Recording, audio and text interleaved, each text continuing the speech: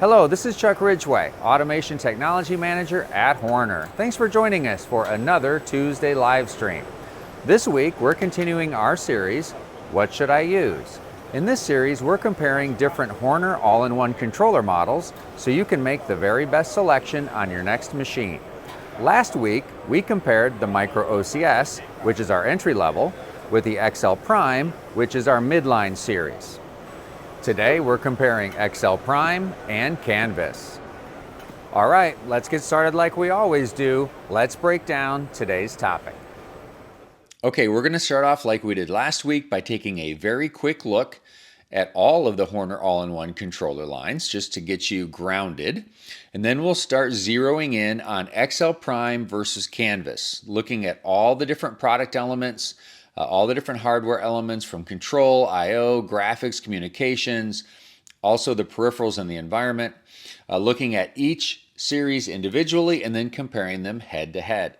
And then at the end of today's show, we're going to give you the bottom line really on what you should use for your application, or at least the information that'll help you make that decision as you choose between XL Prime and Canvas. And then we're going to tie this two-part series all together by bringing in Micro OCS again and saying, okay, looking at all three, let's compare them very quickly and give you the bottom line. So again, with the bottom line today, you should have a good summary of what you need to know as you're comparing any Horner series of all-in-one controller. All right, so let's take a quick overview of the three primary series of the Horner All-in-one Controller. So we have the Micro OCS series, which is our entry level, the XL Prime, which is the mid-level, and Canvas, which is the top level. Another way to look at these series just quickly is the Micro OCS is for simple applications. If you've got advanced machine control, that's where the XL Prime series can start to come in. And then Canvas builds on the advanced machine control with some advanced graphics and IIoT features. Okay, let's start diving into these XL Prime and Canvas series. And we're going to start with XL Prime by looking at individual models within the lineup. Okay, starting with the X5 Prime, which is the entry-level point for Prime, primarily because of its limited I/O offering. So it has a unique 4-in, 4-out, 4-analog in configuration, but it gives you that nice 4.3-inch color touchscreen that's so popular these days in a very compact package. But again, it is the entry-level point for Prime. Yes, it's limited in I/O, but it's not really limited any other way. Every other Prime feature, including the larger memory and the higher speed and those sorts of things, is included in the X5 Prime, which is the entry-level point for the product line. Moving up to the next three models in the series, we have the 3.5-inch, the 5.7-inch, and the 7-inch touchscreen versions of Prime.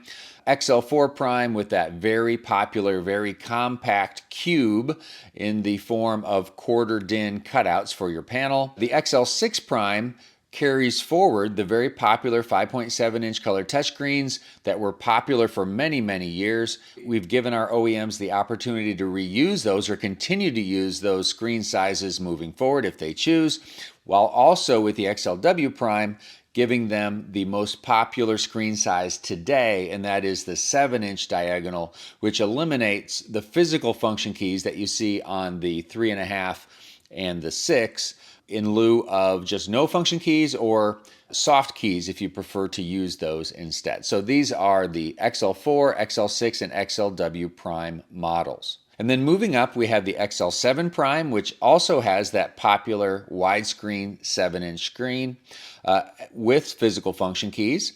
And then just like with the XL6 Prime, the XL10 Prime carries forward a size that has been very popular in the past. That's a 10.4-inch diagonal touchscreen with the physical keys. Again, OEMs love to keep the same options available for their customers for years, and with the XL6 Prime and the XL10 Prime, we have accomplished that for them.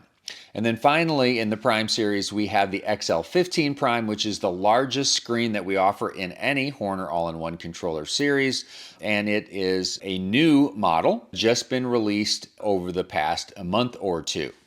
Okay, so that is a look at the 7 different screen sizes available with Prime. Now let's take a look at the I/O.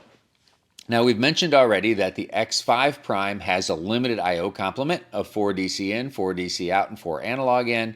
All the other models in the series feature the very popular XL series I/O, available with Model 0, which is no built-in I/O at all the way up to Model 6.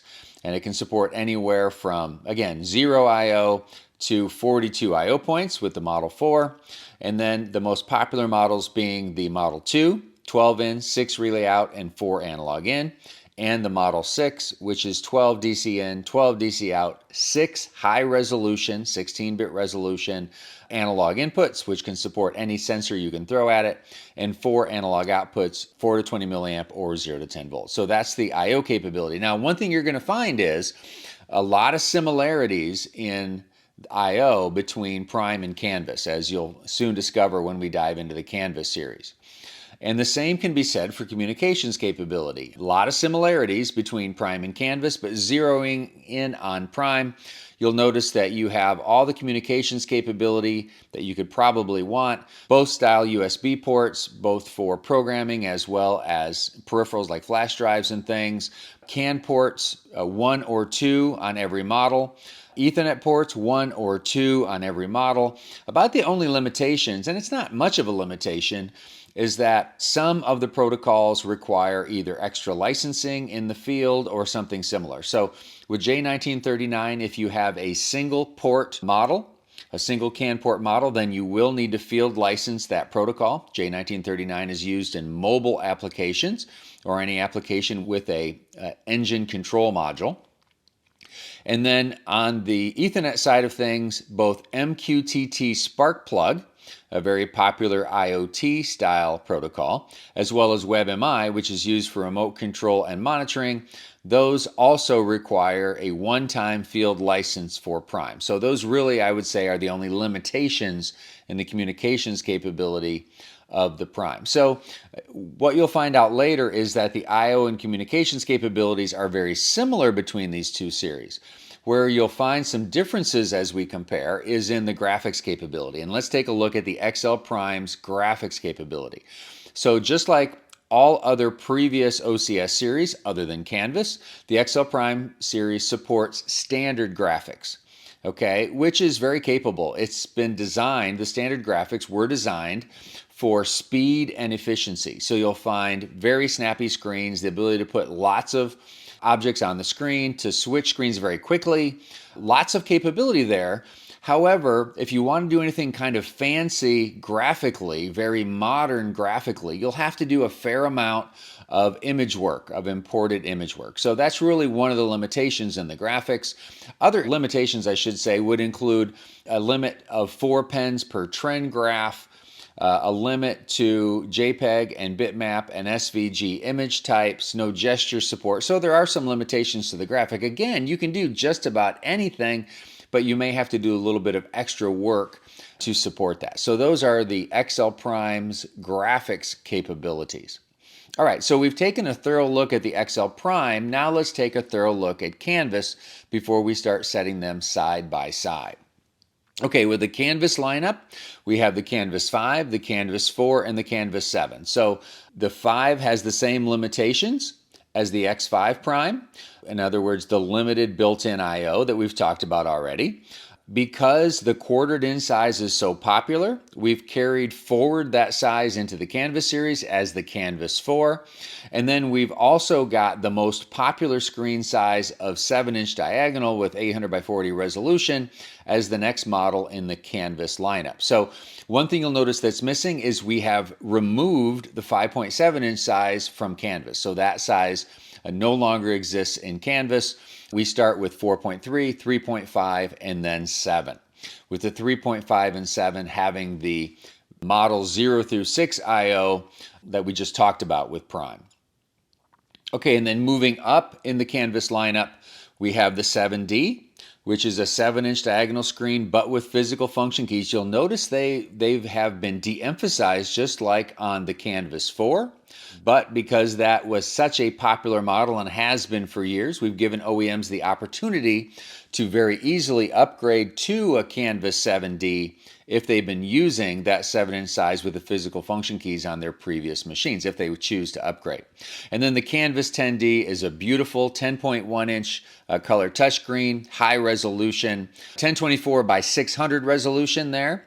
And we have the model 0 through 6 I/O options available for both the 7D and the 10D. And these units offer, just like the XL7 Prime and up, the Canvas 7D and up offer a second CAN port and a second Ethernet port to their physical capabilities. Okay, taking a look at the Canvas I/O capability, it's identical to XL Prime. There's literally no difference whatsoever. The Canvas 5 has the limited fixed I/O complement of 4 in, 4 out, 4 analog in, and then you've got the model 0 through 6 I/O available for the rest of the Canvas lineup. So zero differences in terms of I/O. And then from the standpoint of communications capability, very, very similar as to what you see with XL Prime. The big difference though, I would say, or the biggest difference, is that there's no extra licensing required for any of the protocols. So J1939 is available in every model, built in as standard. MQTT Spark Plug, the IIoT style protocol, WebMI for remote monitoring and control. Those are all standard, no licensing required. They're just supported from the gate. As a matter of fact, there isn't even any special firmware required for CAN Open like there is with XL Prime, which doesn't cost anything extra for XL Prime, but there is a different firmware build you have to download for CAN Open with Prime, whereas with Canvas, all the CAN protocols are built into the same firmware, so you just select them in Cscape. Okay, so that's the communications capability with Canvas, very similar to Prime. And just like I mentioned earlier, where we really start to see big differences are in graphics capability. So Canvas controllers run an advanced graphics engine. So a brand new engine based on a modern graphics approach with more advanced tools on the graphics from a graphics standpoint for the system designer. It was built using a leading third-party graphics package, which had to be heavily optimized and customized by Horner to get the level of performance that our customers come to expect. Now, what does the advanced graphics engine result in from the standpoint of functionality? Much more refined and modern graphic objects, the ability to better handle multiple layers, screen and object backgrounds, which is not a built-in capability with the standard graphics, the ability to support simple gesturing with more coming in the future, advanced shading and textures of the objects to give them just a newer and more modern look, and the ability to draw more complex objects and shapes, direct graphing of all variable types. So today with standard graphics, the only graphing you can do with trend objects, etc., is with integer type values. With the Canvas advanced graphics, you can directly graph with trends or any other type of graph, floating point values, double integer values, etc. Also, you can have much more complex objects and much more advanced objects. For instance, with trends, you can have up to 16 pens per trend graph, and you can turn those individual pens on and off or hide them at runtime as you choose on the fly. And you have the ability to manipulate more of your graphics objects at runtime. For instance, you can change the position of an object at runtime from a variable, the size of an object, the rotation of an object, all from a variable at runtime if you choose. So again, Canvas graphics are the big difference between Canvas and Prime, as we'll see when we go head-to-head. And speaking of going head-to-head, let's go ahead and do that now. So now we're taking a look at XL Prime on the left, Canvas on the right, starting with logic capabilities. So in yellow, I've highlighted the difference, and there's really only one major difference, and that is that Canvas has a dual-core microprocessor with a dedicated logic core. So that means that all the logic and networking is running on a single core and the graphics is on a separate core, which is not the case with Prime. With Prime, it's all running on the same core. What that means is that even though the scan rate is the same, as you can see from the specification above there between Prime and Canvas, the impact of graphics on the scan is much less with Canvas, and the consistency of the scan, regardless of what's happening on the screen, is also much better with Canvas, or much more consistent with Canvas. So that's really the biggest difference from a logic capability. It's not program size or variable size or any of those sorts of things, or even the basic scan rate. The difference really is that dedicated logic core for the consistency of the scan and the ability to withstand really whatever you throw at the unit from a graphics standpoint. Now, looking at the I/O capabilities, I mentioned earlier, they are identical. There are literally no differences in the I/O capabilities between the Prime series and the Canvas series. Graphics capability. Again, that's where a lot of differences reside. The advanced graphics capability that I've just gone through in detail for Canvas is there. It's not there for Prime. And then a lot of other things are similar. Number of objects per screen, number of screens, those are the same. Now, screen change time is slightly different. So Canvas is not quite as fast as changing screens as Prime. Why is that? Well, it's doing a lot more complex things, and it's still changing screens in approximately 25 milliseconds, which is still much faster than the 100 milliseconds, which typically is where humans start to recognize maybe the screen change being not instantaneous. So not quite as fast as Prime, but because you're doing so much more and you're still well within the 100 millisecond range there, it's not really anything I've chosen to highlight. And then the bottom there, I have highlighted the fact that the dedicated graphics core of Canvas is present, and it's not there with Prime. Graphics are running the same core as Logic in the case of Prime. And then the one thing at the bottom where the Prime does have the advantage currently, and that is today at least, there is no 15-inch model for Canvas. If you're looking for the absolute biggest screen you can get today, it's in the Prime series with the XL15 Prime. But there is a Canvas 15 on the way. It's just not going to be here for a little while yet. Okay, communications capabilities, as I've mentioned, very, very similar. The difference being that with Canvas, everything is included. There's no field licensing required for any protocol, whereas with Prime, yes, it can support J1939. Yes, it can support MQTT Spark Plug, but you do need to purchase a one-time upgrade license for those protocols, whereas that's not required for Canvas. It's just included. Getting into the peripherals, you'll see those are basically identical, except when you get to playback of video files. So both series have the ability to play back video files for help files, for instance, if you want your machine to be able to help the operator in some sort of situation. With the MP4 playback of video files, the Prime series can do that, but with a lower resolution than what the Canvas can accomplish. So that's a slight difference there in the peripheral support. And then from an environmental standpoint, really no differences there between Canvas and Prime. They both have the same temperature spec. They both have available as options some models that have wider temperature ranges, namely lower temperatures supported, and they both have Class 1 Division 2 ratings, although maybe not every single Canvas model has Class 1 Division 2 finished on it yet. I'm not 100% certain on that. So double check, because Canvas is so new, double check that the Class 1 Division 2 rating is actually complete on that. Okay, so now we get to the bottom line of our discussion today. What should I use between Prime and Canvas? And let's start with Prime. Okay, so when should I use Prime? Well, when you want to upgrade an XL Series OCS with a minimum of effort. You know, you've got an existing machine that's running an XL Series controller, and you want to carry that machine forward as long as possible with really no changes.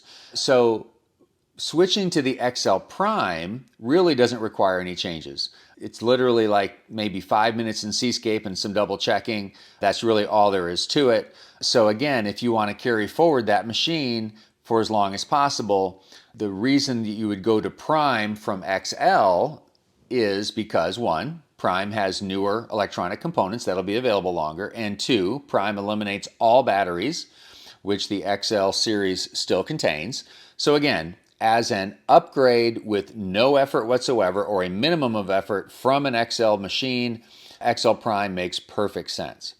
Or when you're looking for the absolute largest possible screen, the XL Prime today has that in the XL15 Prime. So those are the two reasons why you would go with Prime as compared with Canvas. Now, when should you use Canvas? Well, really for any new application when you need more capability than what you can get with a micro. And why do I say any new application? Aren't there some applications where the Prime would be better? Well, really, other than the larger 15-inch screen, there's not much difference in price between Prime and Canvas.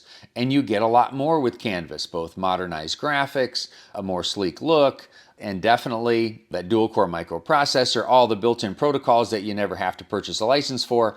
So the price difference is so small between Canvas and Prime that if it's a new application, and again, you need more than what a micro can offer in a very low cost and limited functionality, Canvas is your choice. So it's really that simple.